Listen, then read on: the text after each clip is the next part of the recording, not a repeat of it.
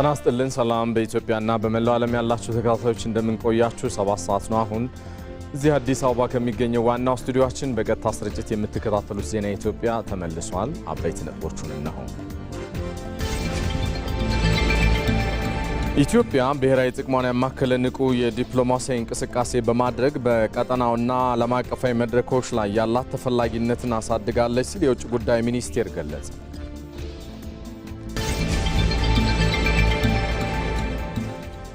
ለሰባተኛው ጠቅላላ ምርጫ የልዩ ተመዝጋቢዎች ምዝገባ እየተካሄደ ነው።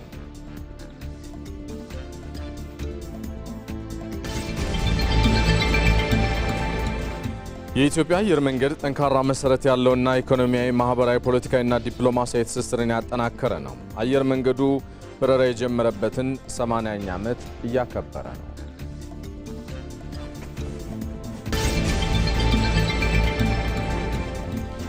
የአሜሪካ መከላከያ ሚኒስቴር በኢራን ላይ የተካሄደ ያለው ጦርነት እስካሁን $25 ቢሊዮን ወጪ ስለማስከተሉ ይፋ አድርጓል። ከውጭ ዘናል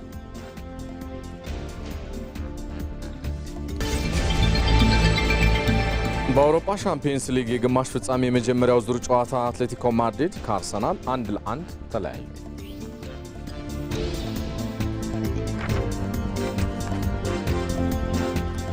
ከዋናው ስቱዲዮአችን በቀጥታ ስርጭት ከምትከታተሏቸው ዘገባዎች በተጓዳኝ ባልደረቦች በተለያዩ ወቅታዊና አዳዲስ ጉዳዮች መረጃውን ሊያጋሩን በቀጥታ መስመራችን ላይ ይገኛሉ። ኢትዮጵያ ብሔራዊ ጥቅሟን ያማከለ ንቁ የዲፕሎማሲ እንቅስቃሴ በማድረግ በቀጠናውና ዓለም አቀፋዊ መድረኮች ያላት ተፈላጊነት እያሳደገች ስለመምጣቷ የውጭ ጉዳይ ሚኒስቴር ዛሬ በሰጠው መግለጫ አስታውቋል። የተነሱ ጉዳዮችን ዘጋቢያችን አሸናፊ እንዳለ ከደቂቃዎች በኋላ የሚያጋራን ይሆናል። የኢትዮጵያ አየር መንገድ 80ኛ ዓመት ክብረ በዓሉን በተለያዩ ሁነቶች እያከበረ ነው የሚገኘው። የተነሱ ያሉ ጉዳዮችን በተመለከተ አባዲ ወይናይ ከደቂቃዎች በኋላ የሚቀላቀለን ይሆናል መረጃዎችን ለማጋራት። የኢትዮጵያ ዲያስፖራ ማህበረሰብ ለሀገሩ የሚጫወተውን ገንቢ ሚና እያሳደገ ስለመምጣቱ የሚያትት ፎረምም እየተካሄደ ነው የሚገኘው። ይህንን ፎረም እየተካተለ የሚገኘው ዘጋቢያችን ቶማስ ኃይሉ በሌላኛው ክንፍ መረጃዎችን እያጋራን ቆይታ የሚያደርግ ነው የሚሆነው። የባህር ዳር ከተማ ነዋሪዎች የምርጫ ካርዳቸውን በመጠቀም ይበጀኛል የሚሉትን መንግስት ለመምረጥ የድምፅ መስጫ ቀንን እየተጠባበቅን ነው ብለዋል። ባልደረባችን ሳሙኤል ወርቃየው ከስፍራው አነጋግሯቸዋል። ወደ በኋላ ላይ ሁሉም የሚቀላቀሉን ይሆናል። ዘገባዎቻችን እየተካተላችሁ አብራችሁ እንድትዘልቁ ነው ሰለሞን ኃይለ ኢየሱስ ጋብዛለሁ። በቅድሚያም የኢትዮጵያ ብሔራዊ ጥቅሟን ያማከለ ንቁ የዲፕሎማሲ እንቅስቃሴ በማድረግ በቀጠናው እንደዚሁም ዓለም አቀፋዊ መድረኮች ያላት ተፈላጊነት እያደገ ስለመምጣቱ ተገልጿል። የውጭ ጉዳይ ሚኒስቴር ቃል አቀባይ አምባሳደር ነቢያት ጌታቸው ያለፉት ሳምንታት የኢትዮጵያን የውጭ ግንኙነት በተመለከተ ለጋዜጠኞች ማብራሪያ ሰጥተዋል። ቃል አቀባዩ ያለፉት 2 ሳምንታት ኢትዮጵያ በሁለንተና የለውጥ ሂደት ውስጥ ሆና ለትብብርና ለጋራ ተጠቃሚነት ያላትን ዝግጁነት በተግባር ያሳየችበት ስለመሆኑ በመግለጫቸው አብራርተዋል። ይህንን ሁነት እየተከታተለ የሚገኘው ዘጋቢያችን አሸናፊ እንዳለ ተጨማሪ መረጃዎችን ሊያጋራን ከስፍራው በቀጥታ መስመራችን ላይ ነው የሚገኘው። ሰላም ላንተ አሸናፊ፣ እንደምን ቆየህ? ለመሆኑ ባለፉት 2 ሳምንታት ስኬታማ የዲፕሎማሲ ግንኙነትና ትብብሮችን ስለማድረጉ ኢትዮጵያ ተገልጿልና በቃል አቀባዩ የተነሱ ዋና ዋና ጉዳዮች ምንድናቸው የሚለውን ንገረን እስኪ። አመሰግናለሁ ሰለሞን። ኢትዮጵያ እያከናወነች ባለቻቸው ዘርፈ ብዙ ስራዎች ከቅርብ ጊዜያት ወዲህ ዓለም አቀፍ ተሰሚነቷና ተደማጭነቷ እየጨመረ መጥቷል። የሀገራት መሪዎችም ወደ ኢትዮጵያ ለመምጣት ያላቸው ፍላጎትን በግልጽ እያሳዩ ነው። አብዛኞቹም ወደ ኢትዮጵያ ሲመጡ እየተመለከትን ነው። ባለፉት 2 ሳምንታት ብቻ ብንመለከት በመሪዎች ደረጃ የ4 ሀገራት መሪዎች ወደ ኢትዮጵያ መጥተው ከኢትዮጵያ ጋር ያላቸውን ግንኙነት ወደ ላቀ ደረጃ ወደሚያሸጋግሩበት ምዕራፍ ላይ ስለመድረሳቸው በማሳያነት መጥቀስ ይቻላል። የውጭ ጉዳይ ሚኒስቴር ቃል አቀባይ አምባሳደር ነቢያት ጌታቸው በዛሬው መግለጫው ላይም በዋነኛነት ትኩረት ካደረጉባቸው ነጥቦች መካከል አንዱ ይሄ ነው። የሀገራት መሪዎች ወደ ኢትዮጵያ መምጣታቸው ብቻ አይደለም ትልቁ ስኬት። እነዚህ መሪዎች ከመጡ በኋላ ኢትዮጵያን ለሚሰሯቸው ስራዎች ለለውጣቸው መነሻ አድርገው እየቆጠሯት ነው። በተለይ ደግሞ ዘርፈ ብዙ የሆኑ ስራዎቿ እንደ ትልቅ አበይት ሆነው መነሳት የሚችሉ ነጥቦች ናቸው። በምግብ ሉዓላዊነት ራሷን ለመቻል የምታደርገው ጥረትን በርካታ የአፍሪካ ሀገራት በተለይ እንደ ማሳያ እየወሰዱት ይገኛሉ። በግብርናው የተገኘ ያለው ስኬት ሌላኛው ጥሩ መግለጫ መሆን የሚችል ነው። ከዛም ባለፈ ደግሞ የአረንጓዴ አሻራ መርሃ ግብርም እንዲሁ የተለያዩ ሀገራት መጥተው እዚህ እውቅና ከሚሰጡትና ኢትዮጵያ እየሰራች ካለቻቸው ትላልቅ ስራዎች መካከል የሚጠቀስ መሆን የቻለ ነው። በጥቅሉ ስንመለከተው ኢትዮጵያ ከቅርብ ጊዜያት ወዲህ ከሀገራት ጋር የሚኖራት ግንኙነት ወደ ላቀ ምዕራፍ እየተሸጋገረ ነው። ለዚህ ደግሞ ማሳያ መሆን የሚችሉ በርካታ ስራዎችን ቀደም ብዬ እንዳነሳሁት መጥቀስ እንችላለን። ከዛም ባለፈ ደግሞ ኢትዮጵያ የተለያዩ የቢዝነስ ፎረሞች ላይም ተሳትፋለች። በእነዚህ ቢዝነስ ፎረሞች ላይ የኢኮኖሚ ተጠቃሚነትን የሚያሳድጉ የተለያዩ ስምምነቶችና ውይይቶች ስለመደረጋቸው ቃል አቀባዩ በመግለጫቸው ወቅት አንስተዋል። ከነዚህ ባለፈ ደግሞ የውጭ ጉዳይ ሚኒስትሩ ጌዲዮን ጢሞቴዎስ ወደ ተለያዩ ሀገራት ሄደው በስዊድንና የኖርዌይን ሲጠቅሱ ነበረ። ከነሱ ጋር የተለያዩ ውይይቶችን ማድረጋቸውና ስምምነቶች መደረሳቸውንም እንዲሁ ሲያነሱ ነበረ። እነዚህ ጥቅል ስንመለከታቸው የሚታዩ ነገሮች ሁሉ ኢትዮጵያ ተቀባይነቷ እያደገ መምጣቱን ስራዎቿ እውቅና እየተሰጣቸው መሆኑና ከራስ ለራስ ከሚሰጥ ምስክርነት ባለፈ በሌሎችም እውቅና እየተሰጠው መሆኑን ማሳያ ሆኗል። እነዚህ ስራዎች ደግሞ ብሔራዊ ጥቅሟን ባስጠበቀ መንገድ የተከናወኑ ናቸው። ከዚህ ጋር ተያይዘው አምባሳደር ነቢያት ጌታቸው ያነሱትን ሀሳብ እንከታተልና ተመልሰን እንገናኛለን። ሁለትዮሽና በባለብዙ ወገን ግንኙነት ዲፕሎማሲ የኢትዮጵያን ብሔራዊ ጥቅም ያስጠበቁ ስራዎች ተከናውነዋል። በአዲስ አበባ የሚካሄዱ የዲፕሎማሲና ሌሎች ጉባኤያት የኢትዮጵያን አዳዲስ የልማት ስኬቶች የበለጠ ለማስተዋወቅ እድልን የፈጠረበት ነው። በቀጣናዊና አህጉራዊ ጉዳዮች ዙሪያ የኢትዮጵያ ተፈላጊነት እንዲሁ በከፍተኛ ደረጃ እያደገ የመጣ መሆኑን ማስተዋል ይቻላል። ኢትዮጵያ በቀጣናዊ ሰላምና መረጋጋት ካላት ሚና ባለፈ እንዲሁ የንግድና ኢንቨስትመንት መዳረሻነቷንም ተፈላጊነቷንም እየጨመረ መምጣቱን የሚያሳይ ነው። በአጠቃላይ ያለፉት ሳምንታት የዲፕሎማሲ እንቅስቃሴዎች በሁለንተናዊ የለውጥ ግስጋሴ ምዕራፍ ውስጥ እያለፈች ያለች ኢትዮጵያ የበለጠ ብሔራዊ ጥቅሟን አጉልታ የተንቀሳቀሰችበት ወቅት ነው። በተጨማሪም ኢትዮጵያ ብሔራዊ ጥቅሟን ያማከለ ንቁ ዲፕሎማሲ የምታራምድ ለትብብር ለአጋርነት ተመራጭ ሀገር መሆኗን የሚያሳይ ነው። እነዚህ የኢትዮጵያን ስምና ስራ በዓለም አቀፍ መድረክ ከፍ ያደረጉ ስራዎች ተጠናክረው እንደሚቀጥሉ ነው አምባሳደር ነቢያት በመግለጫቸው ላይ ማረጋገጫ የሰጡበት። ሌላኛው የተነሳው ጉዳይ የዜጋ ተኮር ዲፕሎማሲን በተመለከተ ነው። ከሰሞኑ እንደምንሰማው በተለይ በዚህ በደቡብ አፍሪካ የተለያዩ ኢትዮጵያውያን ችግር ሲደርስባቸው በተለያዩ በማህበራዊ ሚዲያዎች ላይ ተመልክተን ነበረ። እዚህ ላይም የአምባሳደር ነቢያት ጌታቸው ሀሳባቸውን ሰጥተዋል። በተለይ ኢትዮጵያ መንግስት ጉዳዩን እየተከታተለ መሆኑንና ከደቡብ አፍሪካ መንግስት ጋር በትኩረት እንደሚሰራበት አጽንኦት ሰጥተውበታል። ከዚህም ባለፈ ደግሞ በተለይ የደቡብ አፍሪካ መንግስት ጥፋት የሚያጠፉ ሰዎችን ኢትዮጵያውያንን የሚያጠቁ ሰዎች ላይ እርምጃዎችን ይወስዳል የሚል እምነት እንዳለውና በዚህ ላይም በልዩ ትኩረት ጉዳዩን መንግስት እየተከታተለው እንደሆነ ነው ያነሱት። ከዛ ባለፈ ግን በተለያዩ አካባቢዎች ላይ የሚገኙ ኢትዮጵያውያንም እንዲሁ ራሳቸውን እንዲከላከሉና እንዲጠብቁ በማድረግ ሂደት ውስጥም የተለያዩ ጥሪዎች እየተደረጉ ስለመሆኑ አምባሳደሩ በመግለጫቸው ላይ አንስተዋል። ከዛም ባለፈ በተለይ በመካከለኛው ምስራቅ ላይ ያለውም ችግር እንዲሁ በሰላማዊ መንገድ እንዲቋጭ በማድረግ ሂደት ውስጥም የአፍሪካ ድምጿ እንድታሰማ በማድረግ ሂደት ውስጥ ኢትዮጵያ የተለያዩ እንቅስቃሴዎችን እያደረገች መሆኑን አንስተዋል።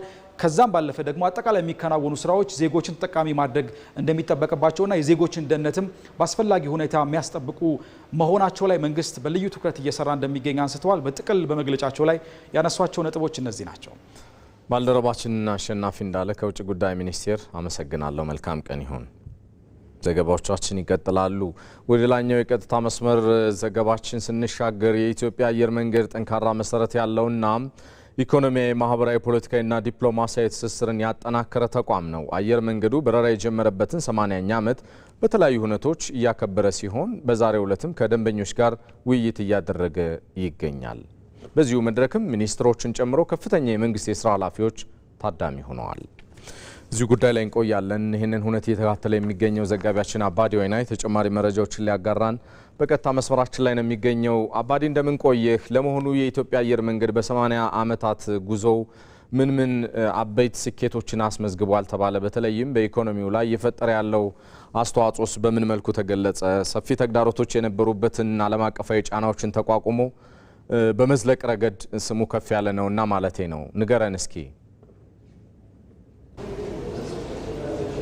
አመሰግናለሁ ሰለሞን። እንግዲህ አንተም ቀደም ብለን እንደጠቀስከው የኢትዮጵያ አየር መንገድ የመጀመሪያ በረራ ያደረገበትን 80ኛ ዓመት በተለያዩ ሁነቶች እያከበረ ይገኛል። በዛሬው ዕለትም ከደንበኞች ጋር የምክክር መድረክ እያካሄደ ነው የሚገኘው። በዚህ መድረክም ሚኒስትሮችን ጨምሮ ከፍተኛ የመንግስት የስራ ኃላፊዎችና የአየር መንገዱ ደንበኞች ተገኝተውበታል። በዚህ መድረክ እንግዲህ በርካታ ሀሳቦች ሲነሱ ነበር። በዚህ መድረክ ተገኝተው ንግግር ያደረጉት የኢትዮጵያ አየር መንገድ ዋና ስራ አስፈጻሚ መስፍን ጣሰው እንደገለጹት ከሆነ የኢትዮጵያ አየር መንገድ ከ80 ዓመት በፊት ነበር የመጀመሪያ በረራውን ያደረገው። የመጀመሪያው በረራው ከአዲስ አበባ ተነስቶ በአስመራ በኩል ካይሮ ነበር የመጀመሪያ በረራ የተደረገው። ዛሬ ላይ አየር መንገድ አቅሙን እያጠናከረ ከ145 በላይ መዳረሻዎች መድረስ ችሏል። ከዛ ባሻገርም የሚታጠቃቸው ዘመናዊ አውሮፕላኖች እንዲሁ እየጨመሩ እንደሚገኙ አንስተዋል። አሁን ላይ 147 ዘመኑ የደረሰባቸው የአውሮፕላኖችን መታጠቅ መቻል የገለጹት። ከዛ ባሻገርም አሁን ላይ በየአመቱ የሚያስተናግዳቸው የተጓዦች ቁጥር እንዲሁ በከፍተኛ መጠን እያደገ እንደሚገኝ አንስተዋል። የሚያገኘው ገቢ የሚያገኘው ትርፍም እንዲሁ እያደገ ስለመሆኑ አንስተዋል። ከዛ ባሻገርም በተለይም ባለፉት 8 ዓመታት እየተካሄዱ ያሉ ስራዎች በርካታ ውጤቶች እየመጡበት እንደሚገኙ አንስተዋል። ከትርፍ አኳያ እንኳን ብንመለከት አየር መንገድ በየአመቱ የሚያገኘውን ትርፍ በ3 እጥፍ መጠን መጨመሩን አንስተዋል። የሚያገኘው ገቢ እንዲሁም በየአመቱ ማለት ነው እየጨመረ እንደሚገኝ አንስተዋል። በዚህ መድረክ ተገኝተው ሀሳባቸውን ሲያጋሩ የነበሩ ሚኒስትሮች አሉ። በተለይም የገንዘብ ሚኒስትሩ አቶ አህመድ ሽዴ እንደገለጹት ከሆነ የኢትዮጵያ አየር መንገድ ለኢትዮጵያውያን ብቻ ሳይሆን ለአፍሪካውያን ኩራት መሆን የቻለ አየር መንገድ መሆኑ አንስተዋል። በጠንካራ አለት ላይ በጠንካራ መሰረት ላይ የቆመ አየር መንገድ ነው። በተለይም በማህበራዊ በፖለቲካ በተለያዩ የዲፕሎማሲ መስኮች ጨምሮ ማለት ነው አየር መንገዱ ኢትዮጵያን አፍሪካን ከተቀረው ዓለም ጋር እያተሳሰረ እንደሚገኝ አንስተዋል። ከዛ ባሻገርም አሁን ለኢትዮጵያ አየር መንገድ እንዲሁም ለአፍሪካ አቪዬሽን ትልቅ እምርታ ተደርጎ ሊወሰድ የሚችለው የቢሾፍቱ አውሮፕላን አየር ማረፊያ ግንባታ እንግዲህ የተከናወነ እንደሚገኝ ይታወቃል። ይህንን አውሮፕላን ግንባታ የሀብት የማፈላለግ ስራ ወይም ደግሞ ፋይናንስ የማፈላለግ ስራም በተሳካ ሁኔታ እየተከናወነ እንደሚገኝ አንስተዋል። ከዛ ባሻገርም በዚህ መድረክ ተገኝተው ሀሳባቸውን ሲያጋሩ የነበሩት የፕላንና ልማት ሚኒስትሯ ዶክተር ፍጹም አሰፋ እንደገለጹት ከሆነ የኢትዮጵያ አየር መንገድ በተለይም ለኢኮኖሚ ከፍተኛ አስተዋጽኦ እያበረከተ እንደሚገኝ አንስተዋል። የቱሪዝም እንቅስቃሴው እንዲጨምር ከማድረግ ጎን ለጎን የተለያዩ ወጪ ንግዶች አይነታቸውና ጥራታቸው እንዲጠበቅ በማድረግ አኳያ ሰፋፊ ስራዎችን እያከናወነ እንደሚገኝ አንስተዋል። በተለይም ባለፈው ዓመት ማለትም በ2017 በጀት ዓመት ከተገኘው የሰርቪስ ኤክስፖርት ከ8 ቢሊዮን ዶላር ውስጥ 80 በመቶ የሚሸፍነው ይህ የኢትዮጵያ አየር መንገድ መሆኑን አንስተዋል። ይህ ደግሞ አጠቃላይ ለሀገር ኩራት መሆን ነው ሲያነሱት የነበረው ማለት ነው። ከዛ ባሻገርም የኢትዮጵያ አየር መንገድ ለዓለም የተለያዩ እንቅስቃሴዎችን በተለይም ደንበኞች የተሻለ አገልግሎት እንዲያገኙ ከማድረግ አኳያ በርካታ ውጤቶችን ሲያስመዘግብ እንደነበር አንስተዋል። በዚህ መድረክ እንግዲህ የተገኙ ደንበኞች እንደገለጹ ከሆነ አየር መንገዱ በተለይም ከጊዜ ወደ ጊዜ የሚሰጠውን አገልግሎት እያሳደገ እንደሚገኝ አንስተዋል። የሚቀርቡ ቅሬታዎችን በአፋጣኝ እንዲፈቱ ከማድረግ አኳያ እንዲሁም ደግሞ የተለያዩ ምርቶችን በታቀደለት ጊዜ ገደብ እንዲደርሱ ከማድረግ አኳያ ሰፋፊ ስራዎችን እያከናወነ እንደሚገኝና አጠቃላይ ለኢትዮጵያ ብቻ ሳይሆን ለአፍሪካውያን ትልቅ ኩራት መሆኑን አሁንም በአጽንኦት የሚሰመርበት ጉዳይ መሆኑን ደንበኞቹ ሲያነሱ ነበር። ባልደረባችን አባዲ ወይናይ በገታ መስመራችን መረጃውን ስላጋራህ እናመሰግናለን። ሰናይ ቀን ይሁን። ኢትዮጵያ የዲያስፖራው ማህበረሰብ ለሀገሩ የሚጫወተውን ገንቢ ሚና እንዲያሳድግ የሚያስችሉ ተግባራትን እያከናወነች ነው። በኢትዮጵያና በአፍሪካ ደረጃ ያለውን የዲያስፖራ ተሳትፎ ለማጠናከር የሚያስችል የአፍሪካ ዲያስፖራ ባለድርሻ አካላት ፎረም እየተካሄደ ነው። ይህንን የዲያስፖራ ፎረም እየተከታተለ የሚገኘው ዘጋቢያችን ቶማስ ኃይሉ ተጨማሪ መረጃዎችን ሊያጋራን በቀጥታ መስመራችን ላይ ነው የሚገኘው። ቶማስ እንደምን ቆየህ? ለመሆኑ የዲያስፖራው ማህበረሰብ በሀገሩ ልማት ላይ እያደረገ ያለው ተሳትፎ ምናልባት መገለጫዎቹ ምንድናቸው ከሚለው ሀሳብ እንጀምርና የተነሱ ዋና ዋና ጉዳዮችን ንገረን እስኪ። አመሰግናለሁ ሰለሞን። ቀደም ሲል አንተም እንዳልከው የአፍሪካ ዲያስፖራዎች ፎረም አሁን ላይ እየተካሄደ ይገኛል። በእርግጥ ነገ የሚቀጥል ነው። እንግዲህ በአፍሪካ ደረጃ ዲያስፖራዎች በተለያዩ የዓለም ሀገራት አሉ። በአፍሪካ ደረጃ የሚያደርጉት አስተዋጽኦ አህጉሪቱ እንድትለወጥ እንድታድግ፣ እንዲሁም ደግሞ እንድትሻሻል ሚናቸው ከፍተኛ ነው። ነገር ግን እያደረጉ ያሉት አስተዋጽኦ ምን ይመስላል? እንዲሁም ደግሞ በቀጣይስ አንዱ ሀገር ከሌላው ሀገር መማማሪያ መድረክ ነው አሁን እየተካሄደ የሚገኘው። እንግዲህ በዚህ የዲያስፖራ ፎረም ላይ ወደ 9 የሚጠጉ ኢትዮጵያን ጨምሮ የሀገራት ተወካዮች ይገኛሉ። ከምስራቅም ከምዕራብም ከመካከለኛው እንዲሁም ደግሞ ከሰሜን አፍሪካ የተውጣጡ ናቸው። እነዚህ ታዲያ ያላቸውን የዲያስፖራ አጠቃቀም እንዲሁም ደግሞ ዲያስፖራው ለሀገራቸው የሚያደርጉትን ልምድ እንዲሁም ደግሞ ድጋፍ በኤክስፒሪየንሳቸውን እንዲሁም ደግሞ ልምዳቸውን በመቀያየር በቀጣይ ደግሞ አህጉሪቱ እንድትበለጸግ እንዲሁም ደግሞ እንድታደርግ የሚያስችል ትልቅ መሰረት እየተጫወተ ነው ማለት ይቻላል። ይህ ደግሞ በተለይም ደግሞ አፍሪካ እንግዲህ እያደገች ያለች አህጉር ናት። ይህም ደግሞ የዲያስፖራው በተለይም የውጭ ምንዛሬ ግኝትን እንዲያደርግ ከማድረግ አኳያ የቴክኖሎጂ ሽግግር፣ የእውቀት ሽግግርን ጨምሮ በተለያዩ ዘርፎች ሚና መጫወት ይጠበቅበታል፣ እንዲሁም እየተጫወተ ይገኛል። ነገር ግን በዛ ልክ ነው የሚለው ግን ጥያቄ ውስጥ ወድቋል ማለት ነው። ኢትዮጵያ እንግዲህ የዲያስፖራ ፖሊሲን ከማዘጋጀት አኳያ ለዲያስፖራውም እዚህ ኢትዮጵያ ውስጥ መጥቶ ኢንቨስት እንዲያደርግ እንዲሁም ደግሞ የውጭ ምንዛሬ ግኝቱን እንዲጨምርም ለማድረግ አኳያ ልምዷ ከፍተኛ ነው። ቀደም ሲል እንግዲህ እንዳልነው ልምድ ብቻ ሳይሆን ደግሞ የውጭ ምንዛሬ ግኝት እንዲያደርግም ትልቅ ሚና ይጫወታል። ይህም ደግሞ በታላቁ ህዳሴ ግድብ በተገነባበት ወቅት ቦንድ ከመግዛት እንዲሁም በተለያዩ መስኮች ከመሳተፍ ትልቅ ሚና ሲጫወት ነበር። ይህም ደግሞ ለተለያዩ ለካሜሮን፣ ለኬንያም፣ ለደቡብ ሱዳን፣ ለሶማሊያ ጨምሮ ሌሎችም እንግዲህ በመድረኩ ላይ ለተገኙ ሰዎች እንዲሁም ባለድርሻ አካላት ልምዱ ተካፍሏል ማለት ነው። ሌሎችም ደግሞ አሉ። እንግዲህ ዲያስፖራው ወደ ሀገር ውስጥ ምንድን ነው እየሰራ ያለው የሚለውን ይህንን በመለዋወጥ በቀጣይ የሚደረጉ የተለያዩ የልማት እንዲሁም ደግሞ የተለያዩ ስራዎች እንዲሳተፍ ያስችላል ተብሎ ይታሰባል። በዚህ ረገድ እንግዲህ ኢትዮጵያ ከባለፈው ዓመት ጋር ሲነጻጸር የዲያስፖራ ወደ ሀገሩ የላከው ገንዘብ በ30 በመቶ ጭማሪ አሳይቷል። የስድስት ወሩን ብቻ ማለት ነው ከአምናው ተመሳሳይ ወቅት ጋር ሲነጻጸር። ይህ ደግሞ በተለያዩ ዘርፎች መደራደሮች እየተፈጠሩን አስመልክቶ ነው። ከዛ ውጭ ደግሞ የዲያስፖራ ቱሪዝም ከጊዜ ወደ ጊዜ እያደገ መምጣቱንም በዚሁ መድረክ ላይ ተነስቷል። እንግዲህ ኢትዮጵያ የተፈጠረቻቸው መደላድሎች ወደ ሌላ ሀገሮች ኤክስፒሪየንሱ ልምዱን የማካፈል እንዲሁም ደግሞ እሷም ደግሞ ከሌሎች ሀገራት ልምዶችን ትወስዳለች ተብሎ ይጠበቃል። የሚቀጥል ነው መድረኩ። በማታው ደግሞ ሌሎች መረጃዎችን ይዤ እመለሳለሁ። ባልደረባችን ቶማስ ኃይሉ በቀጥታ መስመራችን መረጃዎችን ስላጋራ እናመሰግናለን። መልካም ጊዜ።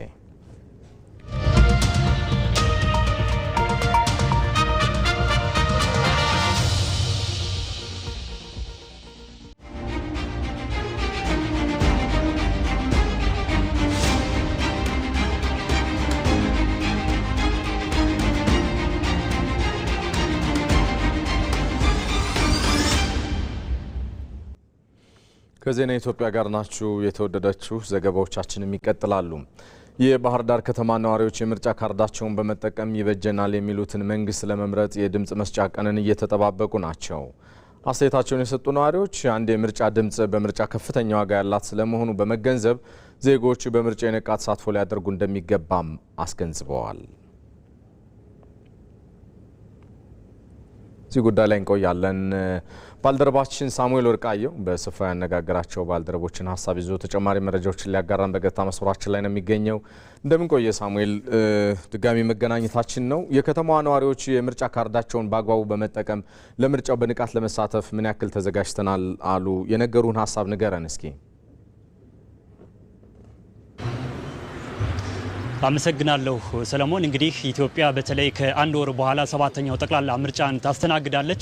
ለዚሁ ምርጫም ታዲያ በተለይ መራጮች አስፈላጊውን ዝግጅት ከወዲሁ እያደረጉ ይገኛሉ። ከነዚህ ዝግጅቶች መካከልም እንግዲህ የምርጫ ካርድ መያዝና የምርጫ ካርድን በአግባቡ ለመጠቀም መዘጋጀት በዋነኝነት ይጠቀሳሉ። እንግዲህ በባህር ዳር ከተማ የሚገኙ ነዋሪዎች በተለይ ለምርጫው ምን ያክል አስፈላጊውን ዝግጅት እያደረጉ ነው የሚሉ የተለያዩ ሀሳቦችን ለማሰባሰብ ሞክረን ነበር። በተለይ ነዋሪዎች በምርጫው ሊያሳትፋቸው የሚገቡ የምርጫ ካርዳቸውን እንግዲህ ከዚህ ቀደም ባለፉት ቀናት መያዛቸውን ነግረውናል። ታዲያ ይህን ካርድ ብቻ መያዝ ብቻ በቂ አይደለም። በተለይ በድምጽ መስጫው ቀንም ተገኝቶ አስፈላጊውን ድምጽ መስጠትም ያስፈልጋል የሚሉ ሀሳቦችን አንስተዋል። ለዚህም ታዲያ የድምጽ መስጫ ቀን እስከሚደርስ ድረስ እንዲሁ እየተጠባበቁ መሆናቸውን ሀሳባቸውን የሰጡት። እንግዲህ በተለይ ምርጫ ለአንድ ሀገር ዲሞክራሲ ስርዓት ግንባታ ወሳኝና መሳሪያ መሆኑንም ሀሳባቸውን እንዲሁ አጋርተዋል ማለት ነው። ታዲያ መራጭ መሆን ወይም ደግሞ መምረጥ ደግሞ የዜግነት ኃላፊነትን መወጣት ነው ብለዋል። ከዛ ባሻገር እንግዲህ አንድ የምርጫ ካርድ ራሷን የቻለች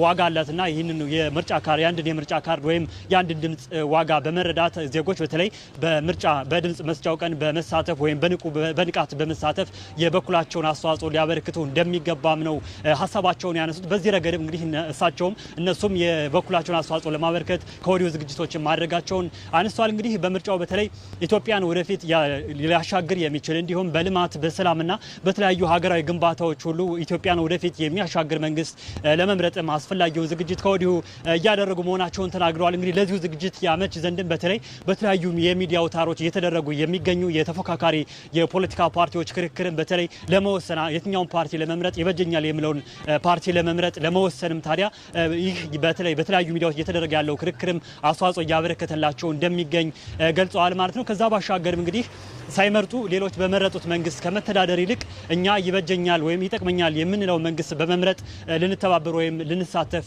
ይገባል የሚሉ ሀሳቦችን ነው ያነሱት። ከዛ ባሻገር እንግዲህ ምርጫው ሰላማዊ ሆኖ እንዲጠናቀቅም የበኩላቸውን ሚና ለመወጣትም እንግዲህ ከወዲሁ ዝግጅት እያደረጉ እንደሚገኙ ሀሳባቸውን አንስተዋል ማለት ነው። ለጊዜ ያለ መረጃ ይህን ይመስላል። ባልደረባችን ሳሙኤል ወርቃየሁ ከስፍራው መረጃዎችን ስላጋራህ እናመሰግናለን። መልካም ቀን። በተያያዘ ዜና አንድ የምርጫ ድምፅ ከፍተኛ ዋጋ ያላት መሆኑን በመገንዘብ በምርጫ የነቃ ተሳትፎ ለማድረግ መዘጋጀታቸውን የባህር ዳር ከተማ ነዋሪዎች ተናገሩ። ምርጫው ሰላማዊ ሆኖ እንዲጠናቀቅም እንደየማህበረሰቡ የበኩላቸውን እንደሚወጡም ተናግረዋል። ባልደረባችን ሳሙኤል ወርቃየሁ ከስፍራው ተከታዩን አድርሶናል።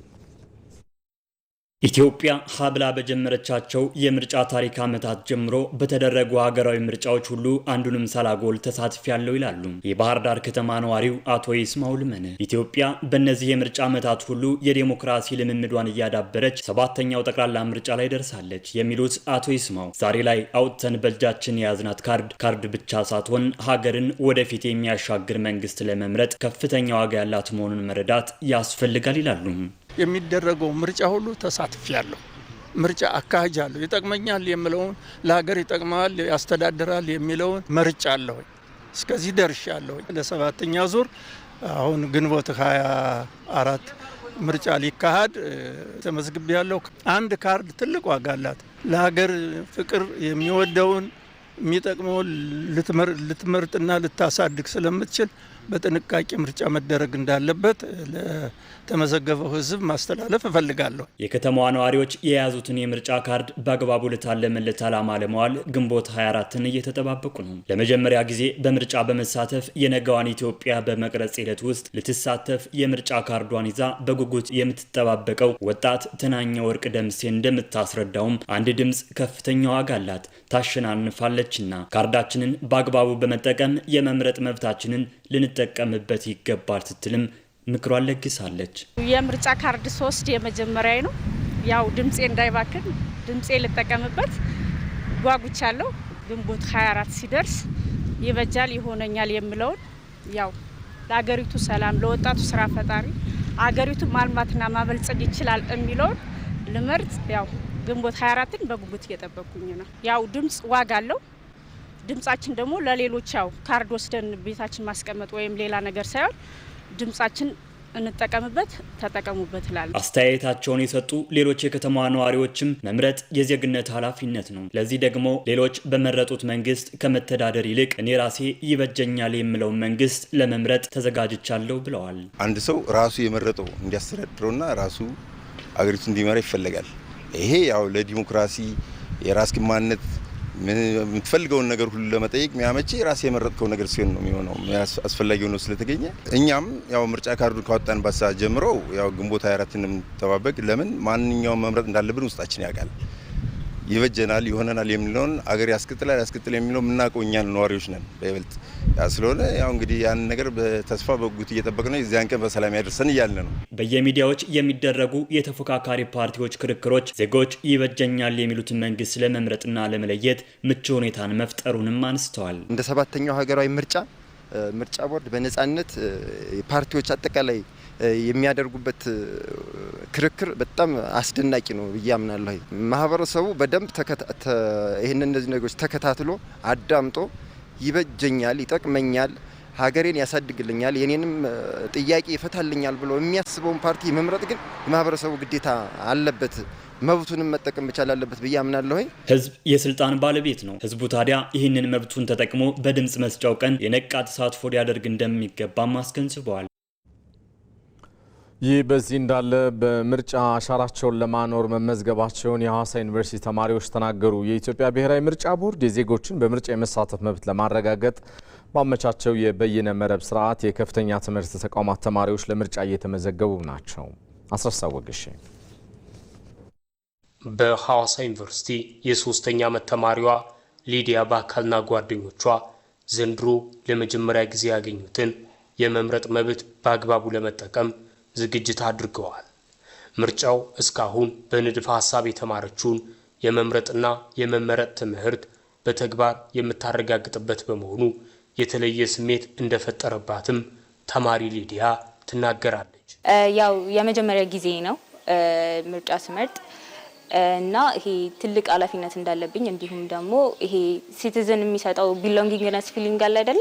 ያንን ነገር ሴንስ እንዳደርገው አድርጎኛል። ሶ የዚህ ሀገር አንድ አካል ነኝ። የመንግስት መምረጥ እችላለሁ። እኔም የሚወስንልኝን አካል መምረጥ እችላለሁ እና በጣም ጥሩ ስሜት ነው ያለኝ። የከፍተኛ ትምህርት ተቋማት ተማሪዎች ባሉበት ቦታ ሆኖ የመራጭነት ምዝገባ እንዲያከናውኑ በምርጫ ቦርድ የተፈጠረው እድልም የዜጎችን የፖለቲካ ተሳትፎ ለማረጋገጥ ወሳኝ እርምጃ ሆኗል። በዩኒቨርሲቲ ላይ የነበሩት የተማሪዎች የመምረጥ ሁኔታ የመራጭነት ሁኔታቸው አጠያያቂ የነበረበት ጊዜ ነበረና ምርጫ ቦርድ ያመጣው የመምረጫ ቦቱ ወይም ደግሞ የመምረጫ ፖርታሉ ባለንበት ቦታ የትም ሳንንቀሳቀስ ለመመዝገብ እንድንችል አድርጎናልና በዚህ ምርጫ ፖርታል ላይ ተመዝግቤያለሁ። የመራጭነት ካርዴን ወስጃለሁ። የከፍተኛ ትምህርት ተቋማት ተማሪዎች ለመራጭነት የሚመዘገቡበት ይህ የበይነ መረብ ስርዓትም ቀላልና ቀልጣፋ ተማሪዎችም ባሉበት ቦታ ሆነው የሚያከናውኑት ነው። ተማሪነቴን የሚገልጽ የትምህርት ቤት ወይም የዩኒቨርሲቲ መታወቂያን ይጠይቅ ነበረ። ሲቀጥል የፋይዳ መታወቂያ ወይም ከረንትሊ ናሽናል አይዲ እያልን የምንጠቀምበት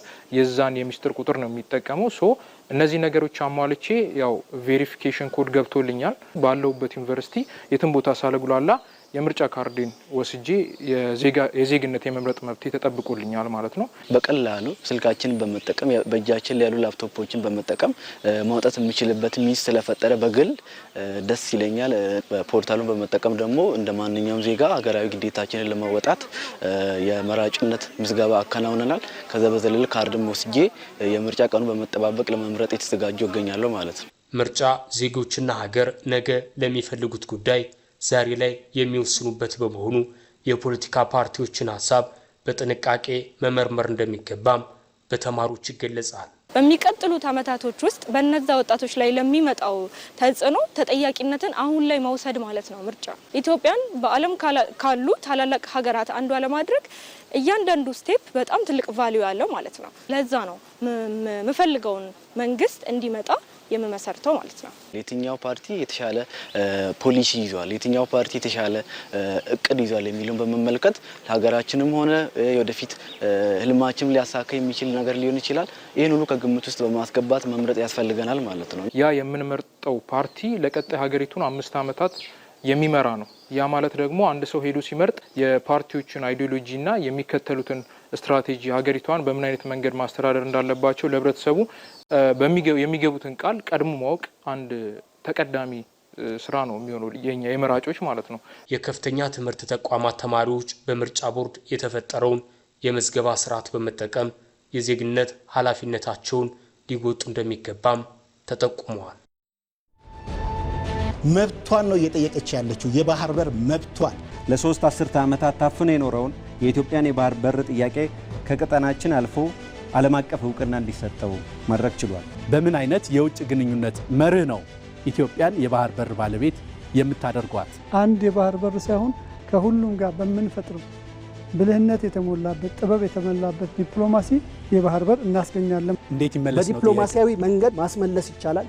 የኛው ስለነበር መጀመሪያው የኢትዮጵያን ብሔራዊ ጥቅምና ፍላጎት በዓለም አቀፍ መድረክ ላይ ይበልጥ ተደማጭና ተጽዕኖ ፈጣሪ የሚያደርግ አማራጭ የዲፕሎማሲ መንገድ ያቀረበላችሁ የትኛው የፖለቲካ ፓርቲ ነው? ህብረ ኢትዮጵያ ዲሞክራሲያዊ ፓርቲ ሰላምን ያስቀደመ አሁንም እንደገናም ሰላምን ያስቀደመ የዲፕሎማሲ መስመርን ይከተላል። ዲፕሎማሲያችንን ከሀገር ውስጥ ሆኑ ከውጭ በሚኖሩ ኢትዮጵያውያን የጋራ አንድነት ላይ የሚቆም አድርጎ መቅረጽ የኢዜማ ዋነኛ የፖሊሲ አቅጣጫ ነው። ነጻነትና እኩልነት ፓርቲ መንግስት ቢሆን የጣምራ ዜግነት ፖሊሲ ይከተላል። የውጭ ግንኙነታችንና ዲፕሎማሲያችን ተጠባቂ ግብ ሀገረ መንግስት ግንባታ ነው ብለን እናምናለን። እዚህ ሸጎሌ አካባቢ ከሚገኘው ስቱዲዮአችን በቀጥታ ስርጭት እየተከታተላችሁት የምትገኙት የዛሬ ሐሙስ ዜና ኢትዮጵያ እንደቀጠለ ነው። የተወደዳችሁ በኢትዮጵያ የዜጎች የመምረጥና የመመረጥ መብቶች መከበራቸው ተፎካካሪ ፓርቲዎችን ያሳተፈ ዲሞክራሲያዊ ነፃና ፍትሃዊ ምርጫም እንዲኖር ማስቻሉን የአጋሮ ከተማ መምህራን ይናገራሉ። የከተማው መምህራን ታዲያ ለምርጫ ስኬት የበኩላቸውን አስተዋጽኦ ለማድረግ ስለመዘጋጀታቸውም ገልጸዋል። ኤጃ እንጂፋታ ባልደረባችን ተከታዩን ዘገባ አጠናቅራለች። ምርጫ የህዝብ ድምጽ የሚከበርበት ሰላማዊ የስልጣን ሽግግር መንገድ ነው።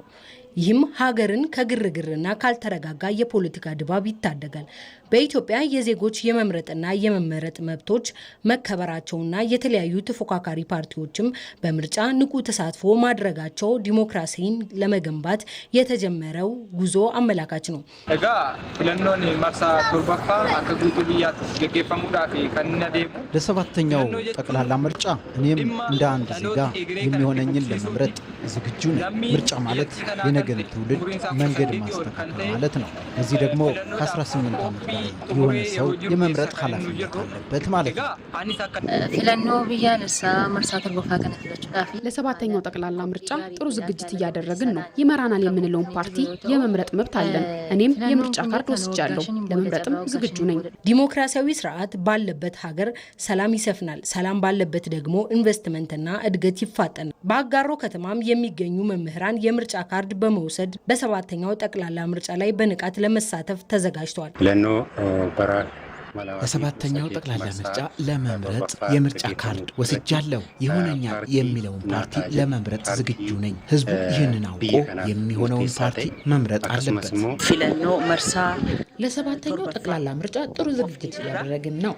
እኔም የምርጫ ካርድ ወስጄ የሚሆነኝን ፓርቲ ለመምረጥ በቂ ዝግጅት አድርጌያለሁ። ምርጫ ማለት ለሚመራው ሀገር የሚቆረቆርና ዜጎቹን ማስተዳደር የሚችል መሪን መምረጥ ማለት ነው። ምርጫ በ5 ዓመት አንድ የሚመጣ እድል ስለሆነ የምንመርጠው ፓርቲ በደንብ ጠንቅቀን ማወቅም አለብን። ምርጫ ለዲሞክራሲያዊ ስርዓት ግንባታ የመጀመሪያውና ወሳኙ እርምጃ ነው። በምርጫው የሚደረግ ንቁ ተሳትፎም ለሀገር ሰላም፣ ለትውልድ የዲሞክራሲ ስርዓት ለማውረስና ለፍትሃዊ አስተዳደር መስፈን ድምፅን ማሰማት ነው። ዘገባው የአጋሮ ከተማ ኮሚኒኬሽን ጽሕፈት ቤት ነው።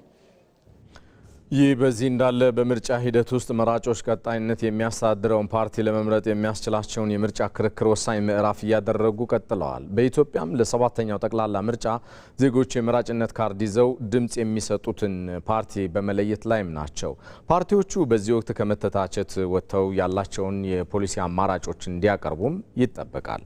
በጉዳዩ ዙሪያ ባልደረባችን መስከረም ቸርነት ያጠናቀረችውን ዘገባ ተከታተሉት። እንደ ሀገር የዲሞክራሲ ልምምድን ለማጎልበትና በሀሳብ ልዕልና ብቻ የሚመራ የዲሞክራሲ ስርዓት ለመገንባት በተለያዩ ጉዳዮች ላይ መሟገትና ሀሳብን በሀሳብ መመከት አንዱ መንገድ ነው። በኢትዮጵያም ለሚካሄደው ሰባተኛው ጠቅላላ ምርጫ ፓርቲዎች በተለያዩ መገናኛ ብዙኃንና የቅስቀሳ መድረኮች ለመመረጥ ያስችለናል ያሉትን ሀሳቦች እያቀረቡ ይገኛሉ። የምርጫ ክርክር እንደ አንድ የምርጫ ሂደት ብቻ የሚታይ ሳይሆን መራጮች ቀጣይ 5 ዓመት የሚያስተዳድረውን ፓርቲ ለመወሰን የሚያስችላቸው ነው። ፖለቲካ ፓርቲዎች የምርጫ ክርክር ትልቁን ነገር ያሳየን ፓርቲዎች ምን አይነት ሀሳብ እንዳላቸው በግልጽ ያየንበት ነው።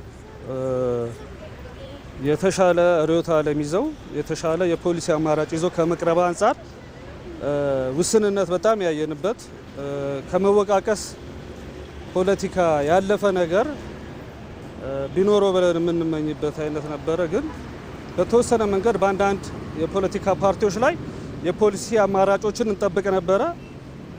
እሱን እንደጠበቁት አላገኙትም። ግንቦት 24 ለሚደረገው ምርጫ ማን ምን ይላል፣ ምንስ እንዴት ይላል፣ የተሻለ ነገር ማንስ የትኛው ተፎካካሪ ፓርቲ ነው ያቀረበው የሚለውን ነገር ነው። የተለያዩ የፖለቲካ ፓርቲዎችን ወክለው የሚመጡ እጩዎችም በክርክር መድረኮች ላይ በፖለቲካ በማህበራዊና በኢኮኖሚና መሰል ዘርፎች ላይ ያላቸውን የፖሊሲ አማራጭ ይዘው ሊቀርቡ ይገባል።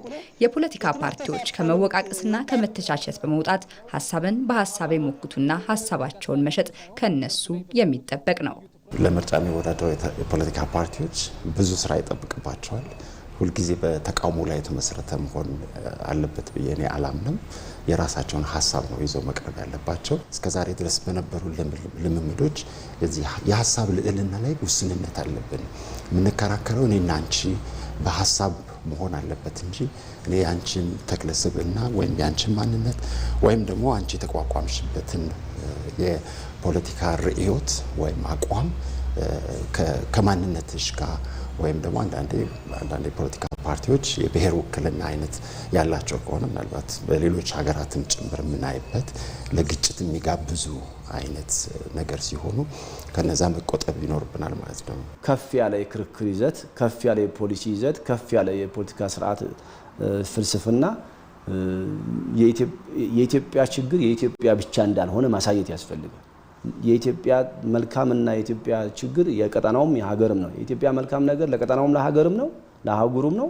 የኢትዮጵያ ችግርም ለቀጠናውም ጭምር። ምክንያቱም ብቻ ሀገር ይህን ቀጠና ብቻ ሳይሆን ለዚህ አህጉር ያላት ኃላፊነት ይታወቃል።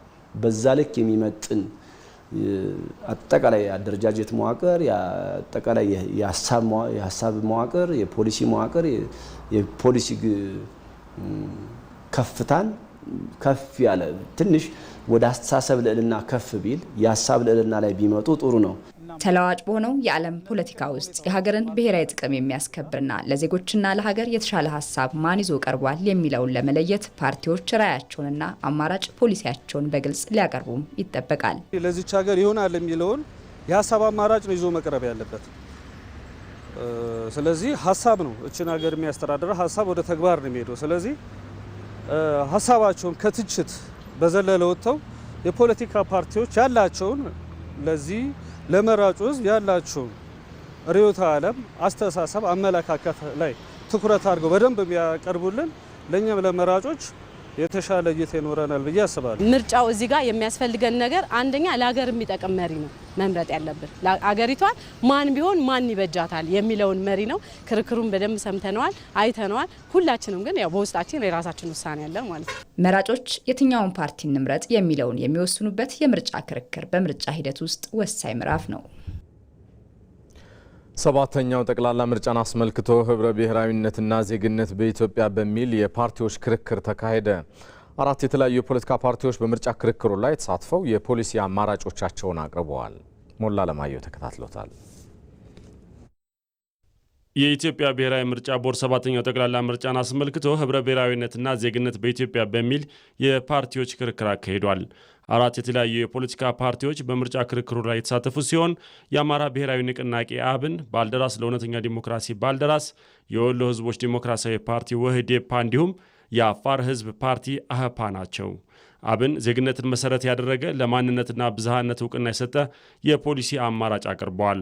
ህገ መንግስታዊ መሰረታዊ መብቶችን ከብሔር ጋር ያቆራኘ መዋቅር ስርዓት በመኖሩ ምክንያት በዚሁ ተሳትፎ አድርገን በኢትዮጵያ ውስጥ ዜግነትን መሰረት ያደረገ ግን እውቅና ለማንነትና ለብዝሃነት የተሰጠበት ሁኔታ እንዲፈጠር ነው ፍላጎታችን።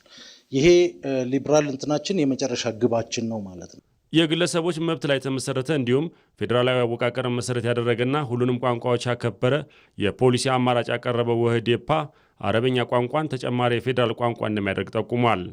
ወዴፓ ህብረ ብሔራዊነትን ለማዝለቅ ውስብስብ የሆኑ የህገ መንግስት ማሻሻያ በማድረግ የግለሰብ መብትን የመብቶች ሁሉ ማዕዘን ድንጋይ አድርጎ እንዲወስደው፣ የቡድን መብቶች ከግለሰብ መብቶች የሚመነጩ መሆናቸውን የሚቀበል በዘር ወይም በእምነት ላይ ያልተመሰረተና ያልተማከለ ፌዴራላዊ አስተዳደር እንዲኖረው ይሰራል።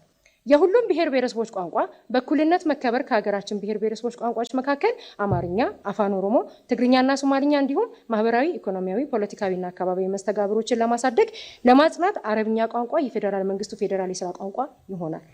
ህብረ ብሔራዊ ፌዴራሊዝም የፖሊሲ አማራጭ ያቀረበው አህፓ በበኩሉ የአፋር ህዝብን ራሱን በራሱ እንዲያስተዳድርና ቋንቋውን እንዲያለማ እንደሚሰራ አመልክቷል። የህብረ ብሔራዊና የራስን እድል በራስ የመወሰን መብት ላይ የአህፓ የፖለቲካ ማዕዘን ድንጋይ ህብረ ብሔራዊ ፌዴራሊዝም ማልቲናሽናል ፌዴራሊዝም ነው። ይህ ስርዓት ለእኛ ስጦታ ሳይሆን የአፋር ህዝብ ለዘመናት የታገለውና ደሙን የገበረለት የማንነት ጥያቄ ነው። ክልላችን በራሱ ፖለቲካዊ፣ ኢኮኖሚያዊና ማህበራዊ ጉዳዮች ላይ ያለ ፌዴራል መንግስት ጣልቃ ገብነት የመወሰን ሙሉ ሉዓላዊነት ሊኖረው ይገባል። አህፓም ይህ ተግባራዊ እንዲሆን በጽኑ ይሰራል። ኢትዮጵያ መመራት ያለባት በዜግነት የፖለቲካ ፍልስፍና ነው። ይህም አሁን ላሉት የፖለቲካ ችግሮች መፍትሄ የሚሰጥ ነው ያለው ደግሞ የባልደራስ ለእውነተኛ ዲሞክራሲ ነው። በእኛ አመለካከት ሀገርን ለማረጋጋት ኢትዮጵያ የምትከተለውን ፖለቲካ ለማረጋጋት የግዴታ ለዜግነት ፖለቲካ ቅድሚያ መስጠት ያስፈልጋል። ይሄ ሲባል ግን ሌሎች ባህሎች፣ ሌሎች ቋንቋዎች ይረገጣሉ ማለት አይደለም። በእኛ አመለካከት በእኛ ፓርቲ አመለካከት የዜግነት መብት ሲከበር ሌሎች መብቶች ሁሉ አብረው ይከበራሉ። በምርጫ ክርክሩ አወያዮችና ከህብረተሰቡ የተወከሉ ተሳታፊዎች ላቀረቡላቸው ጥያቄዎች ተፎካካሪ የፖለቲካ ፓርቲዎች ማብራሪያ አቅርበዋል።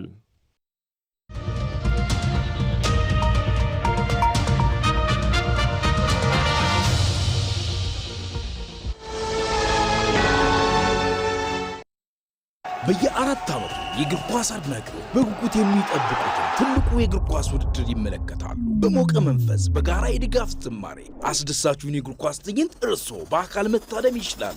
ዕድሜ ለቪዛ! በኢትዮጵያ ንግድ ባንክ ቪዛ ካርድ የግብይት ክፍያውን ሲፈጽሙ የዓለም ዋንጫ የእግር ኳስ ጨዋታዎችን በቀጥታ መመልከት የሚያስችለው ዕድል ያገኛሉ።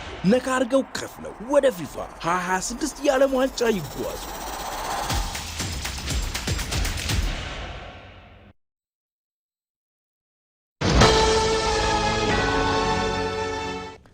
ዜና ኢትዮጵያ ከኢትዮጵያ ቴሌቪዥን ዋናው ስቱዲዮ በቀጥታ ስርጭት አሁንም እንደቀጠለ ነው። የመንግስት ሰራተኞች ማህበራዊ ዋስትና አስተዳደር ከ60 ዓመታት በላይ የተሻገረ ተቋም ነው። ተቋሙ ዓለም አቀፍ መርህን ተከትሎ ለሰራተኞች ዋስትናነቱን አጠናክሮ ቀጥሏል። ማህሪ ዓለሙ በ1950ዎቹ ገደማ ነው ዓለም አቀፍ የማህበራዊ ዋስትና መርህን ተከትሎ የተቋቋመው የኢትዮጵያ የመንግስት ሰራተኞች ማህበራዊ ዋስትና አስተዳደር። ተቋሙ ውጥኑን ሲጀምር የሀገር ዳር ድንበርን የሚያስከብሩና በወቅቱ የሚደርስን ጉዳት ታሳቢ ያደረገ ድጋፍ ለማድረግ በማለም ነበር።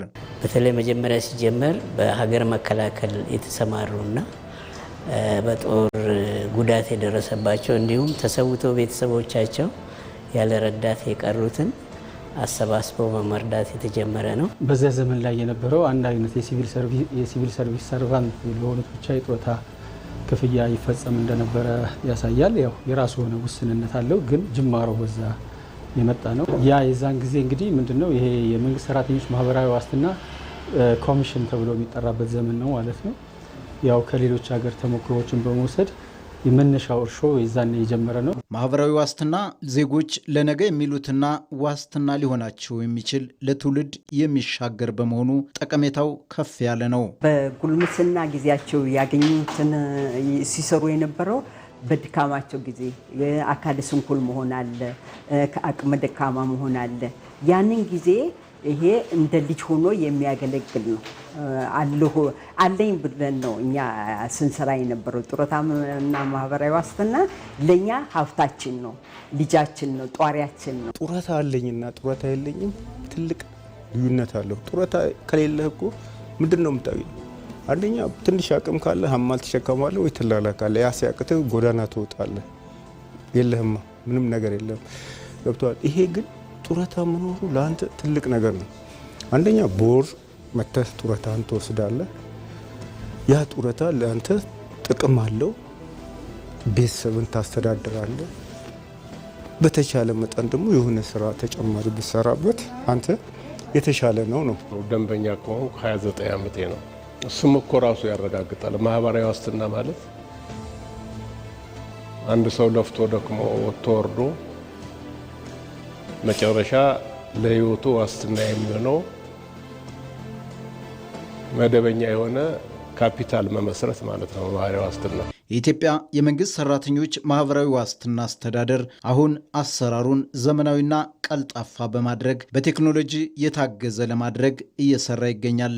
የጡረታ ዋስትና ማረጋገጥ ፋይዳው ለአንድ ጡረተኛ አንደኛ በስራ ሰርቶ ደሞዝ በፌሮል ፈርሞ በሰዓት ገብቶ ወጥቶ ከማግኘት ባሻገር እድሜው ደርሶ አሁን ባለው ህግ በ60 ዓመት ጡረታ ከማውጣትና በ25 55 ከማውጣቱ በህይወት ዘመኑ እስካለ ድረስ ለራሱ ለቤተሰቡ ለባለቤቱና ለራሱ ሙሉ ሲያገኝ ለተተኪም የሚተላለፍ ቋሚ ዋስትና ነው።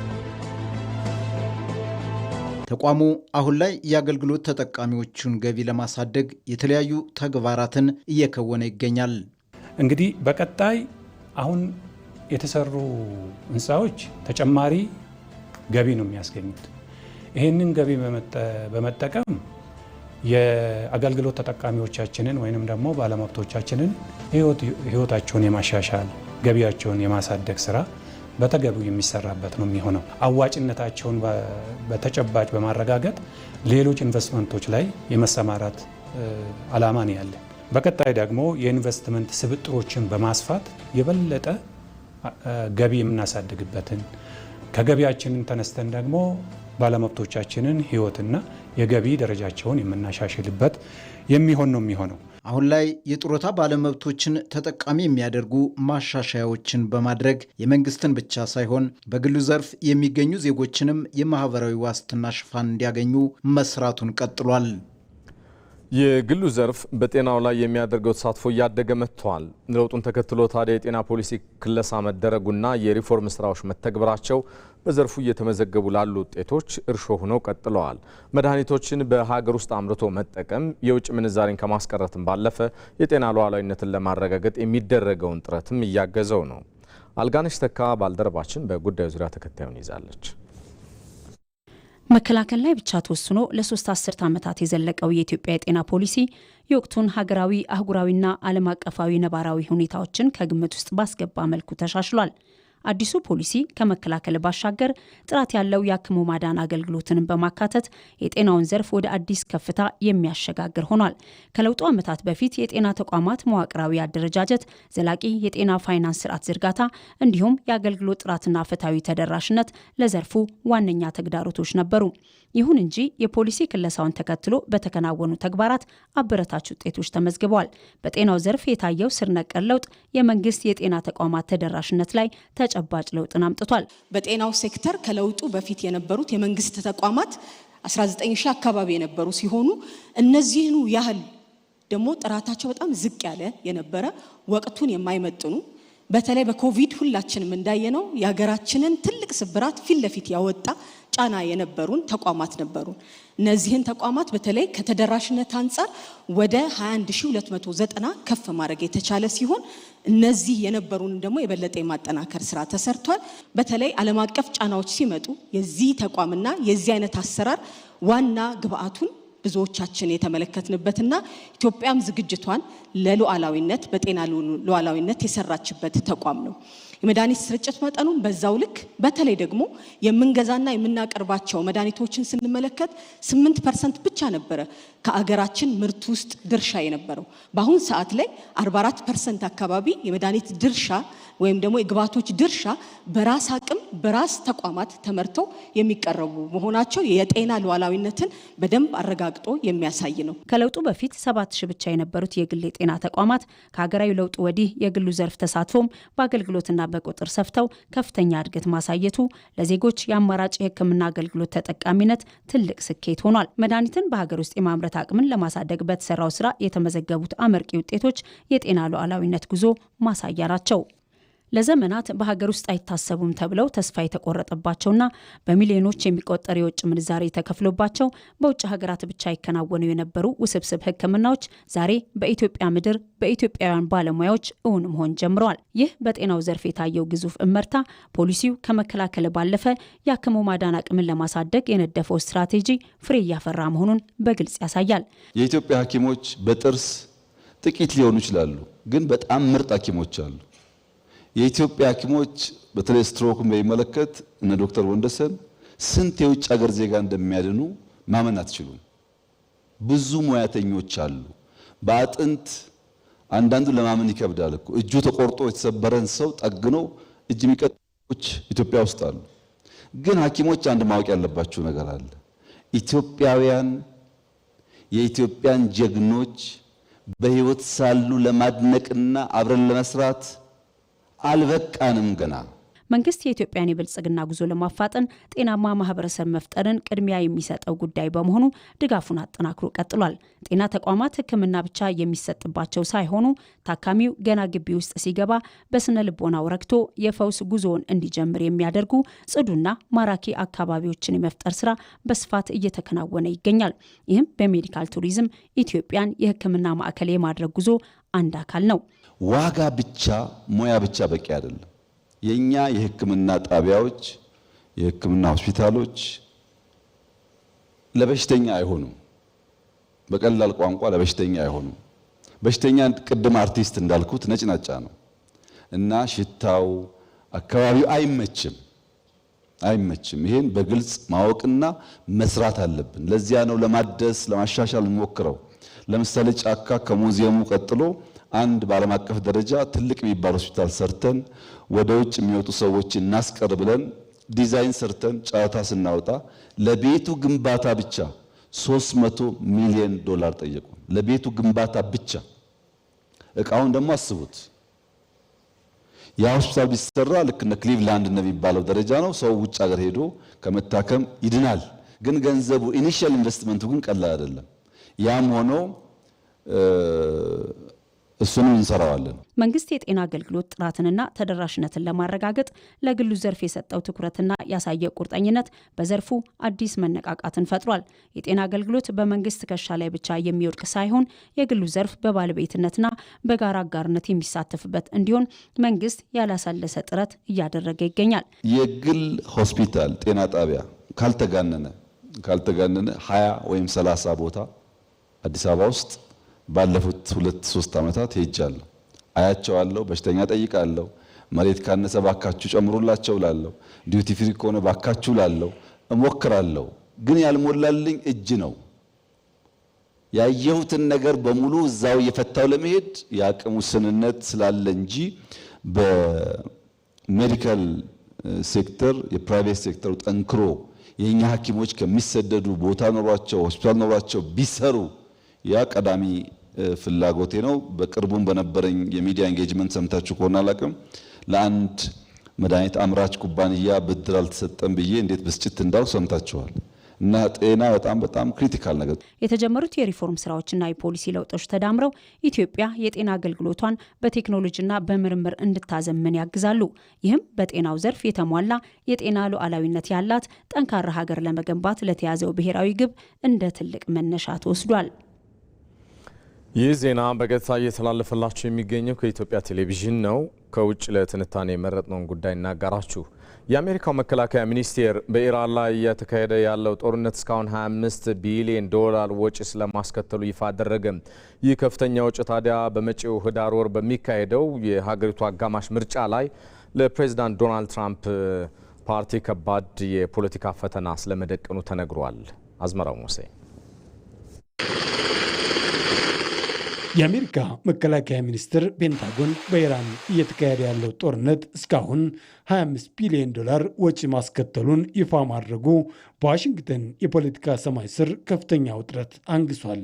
ይህ አሃዝ የተገለጸው ፕሬዚዳንት ዶናልድ ትራምፕና የሪፐብሊካን ፓርቲ በመጪው ህዳር ወር በሚካሄደው የአጋማሽ ምርጫ ወይንም ሚድተርም ኢሌክሽን የህዝብ ተወካዮች ምክር ቤትና የሴኔቱን የበላይነት ለመያዝ ብርቱ ትንቅንቅ በሚያደርጉበት ወቅት መሆኑ ጉዳዩን ከወታደራዊ ክንውን ባለፈ የህልውና ምርጫ እንዲሆን አድርጎታል። የትራምፕ ፓርቲ ተፎካካሪ የሆኑት ዲሞክራቶች ይህንን ግዙፍ ወጪ እንደ ዋነኛ የፖለቲካ መሳሪያ እየተጠቀሙበት ይገኛሉ። የዲሞክራቶች ፓርቲ ስትራቴጂስቶች ትኩረት ጦርነቱን ከፖለቲካ ርዕዮተ ዓለም አውጥተው በቀጥታ ከአሜሪካውያን መራጮች የኑሮ ውድነት ጋር በማገናኘት ላይ ናቸው። በመካከለኛው ምስራቅ በተፈጠረው አለመረጋጋት ሳቢያ የዓለም አቀፍ የነዳጅ አቅርቦት በመስተጓጎሉ ብቻ በአሜሪካ ማደያዎች የሚታየው የነዳጅ ዋጋ ጭማሪ ላለፉት 4 ዓመታት ታይቶ የማይታወቅ መሆኑ ለዲሞክራቶች ፓርቲ የተመቸ የምርጫ ቅስቀሳ ሆኖላቸዋል። እነዚህ የትራምፕ ተቃዋሚዎች ይህንን አጋጣሚ በመጠቀም ትራምፕ ለጦርነት ቢሊዮኖችን ሲያፈስ እናንተ ግን በየማደያውና በየገበያው ከፍተኛ ክፍያ እየከፈላችሁ ነው የሚል ቅስቀሳ እያደረጉ ነው። ለጥይትና ለጦር መሳሪያ ግዢ የሚወጣው ይህ $ቢሊዮን ለዋጋ ንረት መባባስ ዋነኛ ምክንያት እንደሆነ በመጥቀስ አስተዳድሩ ለሀገር ውስጥ ኢኮኖሚና ለዜጎች ደህንነት ቅድሚያ አልሰጠም የሚል ክስ እያቀረቡም ይገኛሉ። የትራምፕ ተቃዋሚዎች የጦርነቱን ወጪ ከሌሎች ማህበራዊ አገልግሎቶች ጋርም በማነጻጸር ህዝቡ ለማሳመን እየሞከሩ ነው። የ$25 ቢሊዮን ወጪ ከአሜሪካ የጠፈር ምርምር ድርጅት ናሳ ዓመታዊ ጠቅላላ በጀት ጋር እኩል መሆኑ ለዲሞክራቶች ትልቅ ማነጻጸሪያም ሆኗቸዋል። በጥቂት ሳምንታት ውስጥ በኢራን ላይ ለዘነቡ ሚሳኤሎችና ቦምቦች የጠፋው ይህ ገንዘብ ለትምህርት ቤት ግንባታ፣ ለጤና ሽፋን ወይንም ለአየር ንብረት ለውጥ መከላከያ ቢውል ኑሮ የአሜሪካውያን ሕይወት ምን ያህል ይቀየር ነበር የሚለው ጥያቄ በተለይም በወጣቱ መራጭ ዘንድ ትልቅ ድምፅ እንዲያስገኝላቸው አስበው እየሰሩም ነው። በተጨማሪም ፕሬዚዳንት ዶናልድ ትራምፕ በምርጫ ቅስቀሳቸው ወቅት አሜሪካን ከማይረቡና ማለቂያ ከሌላቸው የውጭ ጦርነቶች አወጣታለሁ ብለው የገቡትን ቃል መጣሳቸውን ተቃዋሚዎች እንደ ትልቅ የፖለቲካ ስህተት እያቀረቡትም ነው። በዚህ በኢራኑ ጦርነት 13 የአሜሪካ ወታደሮች መሞታቸውና በመቶዎች የሚቆጠሩ መቁሰላቸው ጦርነቱ እንደ ቀድሞው የኢራቅና አፍጋኒስታን ጦርነቶች ሁሉ አሜሪካን ከባድ ዋጋ እያስከፈለ የሚገኝ እየሆነ ነው የሚለው ስጋት በመራጩ ሕዝብ ዘንድ እንዲሰርጽ እየተሰራ መሆኑን ሮይተርስ አስነብቧል። በአንጻሩ የትራምፕ አስተዳደርና ደጋፊዎቻቸው ይህንን ወጪ አስፈላጊ የብሔራዊ ደህንነት ኢንቨስትመንት አድርገው ይቆጥሩታል። የመከላከያ ሚኒስትሩ ለምክር ቤቱ የጦር ኃይሎች ኮሚቴ በሰጡት ምላሽ ኢራን የኒውክሌር መሳሪያ እንዳትታጠቅ ለማድረግ የሚከፈለው ማንኛውም ዋጋ አነስተኛ መሆኑን ተከራክረዋል። ኢራን የኒውክሌር ቦምብ ብትታጠቅ የምንከፍለው ዋጋ ስንት ሊሆን እንደሚችል አስባችሁታል? በማለት ዲሞክራቶች የሚያቀርቡትን ትችት ተሸናፊነትና ፍርሃት ሲሉ አጣጥለውታል። ሪፐብሊካኖች ጦርነቱን የህልውና ጉዳይ አድርገው በመሳል አሜሪካ ጥንካሬዋን ካላሳየች ጠላቶቿ እንደሚደፍሯትና ይህም ለወደፊቱ የከፋ የኢኮኖሚና የደህንነት ቀውስ እንደሚያስከትል ለደጋፊዎቻቸው እያስረዱም ይገኛሉ። ያም ሆነ ግን በኢራን ጦርነት ምክንያት የፕሬዚዳንት ዶናልድ ትራምፕ ተቀባይነት ወደ 34 በመቶ ዝቅ ማለቱ በቀጣዩ አጋማሽ ምርጫ ሪፐብሊካኖች በኮንግረስ ያላቸውን የበላይነት ሊያጡ እንደሚችሉ ፍንጭ የሰጠ ሆኗል። የትራምፕ ተቃዋሚዎች ዲሞክራቶች ደግሞ የጦርነቱን ወጪ፣ የሰው ህይወት መስዋዕትነትና የኑሮ ውድነትን በማቀናጀት የጀመሩት የተቀናጀ የፖለቲካ ዘመቻ በምርጫ ውጤት ላይ ወሳኝ ሚና ይኖረዋል ተብሎ ተጠብቋል። እናም ጦርነቱ በቅርብ እልባት ካላገኘና የኢኮኖሚው ጫና ካልቀለለ የኢራን ጦርነት ወጪ ለሪፐብሊካን ፓርቲ ከባድ የፖለቲካ ኪሳራ ሊሆን እንደሚችልም ተንታኞች ይስማማሉ። በመጨረሻም ስፖርት። በአውሮፓ ሻምፒየንስ ሊግ የግማሽ ፍጻሜ የመጀመሪያ ዙር ጨዋታ አትሌቲኮ ማድሪድ ከአርሰናል 1-1 ተለያዩ። ጨዋታው ባቻ ውጤት መጠናቀቁ ታዲያ የቀጣዩ ሳምንት የመልስ ጨዋታ በጉጉት እንዲጠበቅ አድርጎታል። ይበልጣል ሰውነት። በታሪክ አንድም ጊዜ የአውሮፓ ቻምፒዮንስ ሊግ ዋንጫን ያላነሱ ሁለት ቡድኖችን ያገናኘ ጨዋታ ነው ትላንት ምሽት ሜትሮፖሊታኖ ላይ አንድ አቻ የተጠናቀቀው የግማሽ ፍጻሜ የመጀመሪያ ዙር ጨዋታ። ይህ ጨዋታ የተካሄደው በውድድሩ ታሪክ እጅግ አዝናኙና 9 ግቦች ከተቆጠሩበት የፒኤስጂና ባየር ሙኒክ ጨዋታ ከ24 ሰዓታት በኋላ እንደመሆኑ ብዙ የሚጠበቅበት ነበር። ምንም እንኳን አትሌቲኮና አርሰናል እንደ ፒኤስጂና ባየር ሙኒክ ያሉ ግብ አዳኝ ተጫዋቾች ባይኖሯቸውም ጨዋታው የተለመደው የግማሽ ፍጻሜ ውጥረት የተስተዋለበት ነበር። በመጀመሪያው አጋማሽ ሁለቱም ቡድኖች ለማጥቃት ጥረት ቢያደርጉም ግልጽ የሆኑ የግብ ዕድሎችን ግን ለመፍጠር ተስኗቸዋል። በዚህ ውድድር ዘመን በመድረኩ አራተኛው ከፍተኛ ግባግቢ አትሌቲኮ ማድሪድ የአርሰናልን ጠንካራ የመከላከል መስመር ሰብሮ ለመግባት ተቸግሯል። አርሰናል በበኩሉ ከቅርብ ጊዜ ወዲህ ግብ የማስቆጠር ችግር ያለበት ሲሆን ትናንት ምሽትም በዚህ ረገድ ተዳክሞ ታይቷል። በመጀመሪያው አጋማሽ መጠናቀቂያ ላይ ዳቪድ አንኮ ቪክተር ዮኬሬስ ላይ በሰራው ጥፋት አርሰናል የፍጹም ቅጣት ምት አግኝቶ ስዊድናዊው አጥቂ ኳስን ወደ ግብ በመለወጥ አርሰናልን መሪ አድርጓል። ይህ ግብ ለዮኬሬስ በቻምፒየንስ ሊጉ 11ኛው ግቡ ሲሆን ከስዊድናውያኑ ተጫዋቾች ከዝላታን ኢብራሂሞቪችና ፍሬዲ ዩምበርግ ቀጥሎ ከኤሚል ፎርስበርግ ጋር እኩል እንዲቀመጥ አድርጎታል። አርሰናል በመጀመሪያው አጋማሽ ጨዋታውን የመቆጣጠር ብልጫ ነበረው። ዴክላን ራይስ በታክቲክ ረገድ የጨዋታው ኮከብ የነበረ ሲሆን 83 ኳሶችን በማቀበል የጨዋታውን ፍሰት መርቷል። ማርቲን ዙቢመንዲና ራይስ በመሃል ሜዳ ላይ የነበራቸው ጥምረት አርሰናል ኳስን በቀላሉ እንዳያጣ ረድቶታል።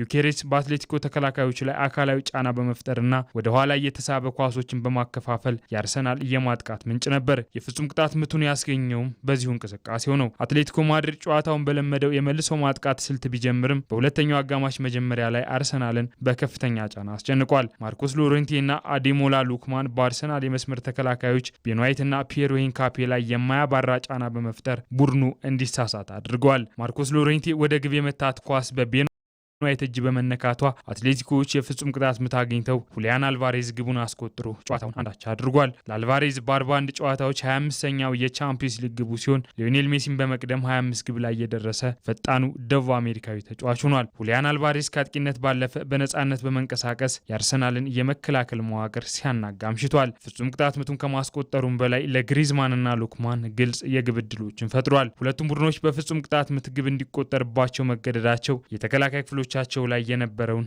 ከፍተኛ ጫና ማሳያ ነው። አርሰናል በአትሌቲኮ ከፍተኛ ጫና ወቅት ሳይፈራርስ መቆየቱ ለመልሱ ጨዋታ ትልቅ ስነልቦናዊ ብልጫ ይሰጠዋል ተብሎ ይጠበቃል። አሰልጣኝ ሚኬል አርቴታ እንደ ሜትሮፖሊታኖ ባለ ሜዳ ላይ ሳይበታተኑ መውጣት ትልቅ የታክቲክ ብስለትን ይጠይቃል ብለዋል። ጨዋታው መገባደጃ ላይ አርሰናል በኤቤሪቼዚ አማካኝነት ተጨማሪ የፍጹም ቅጣት ምት ለማግኘት ተቃርቦ የነበረ ቢሆንም ዳኛው ዳኒ ማኬሊ በቫር ካዩ በኋላ ውሳኔያቸውን ሰርዘዋል። ጨዋታው አንዳቻ ተጠናቆ ለቀጣዩ ሳምንት የለንደን የመልሱ ጨዋታ በጉጉት እንዲጠበቅም ሆኗል። ሚኬል አርቴታ ውሳኔውን ከህግ ውጭ የተወሰነና የጨዋታውን ሂደት የቀየረ ብለውታል። የአትሌቲኮ ማድሪድ አቻቸው ዲዮጎ ሲሞኒ በበኩላቸው በሁለተኛው አጋማሽ ማሸነፍ የሚችሉባቸው አስቆጭ አጋጣሚዎች እንደነበሩ በማንሳት ከፊታችን እጅግ ከባድ ፈተና ይጠብቀናል ብለዋል። ይህ ጨዋታ ከ2001 የባየር ሙኒክና ቫሌንሺያ የፍጻሜ ጨዋታ በኋላ በቻምፒዮንስ ሊግ በጥሎ ማለፍ ሁሉም ግቦች በፍጹም ቅጣት ምት የተቆጠሩበት የመጀመሪያው ጨዋታ ነው። አርሰናል በቻምፒዮንስ ሊግ ሳይሸነፍ 13 ተከታታይ ጨዋታዎችን በማድረግ የራሱን ረጅም የሽንፈት አልባ ጉዞ ክብረ ወሰን ተጋርቷል። ከዚህ ቀደም ከ2005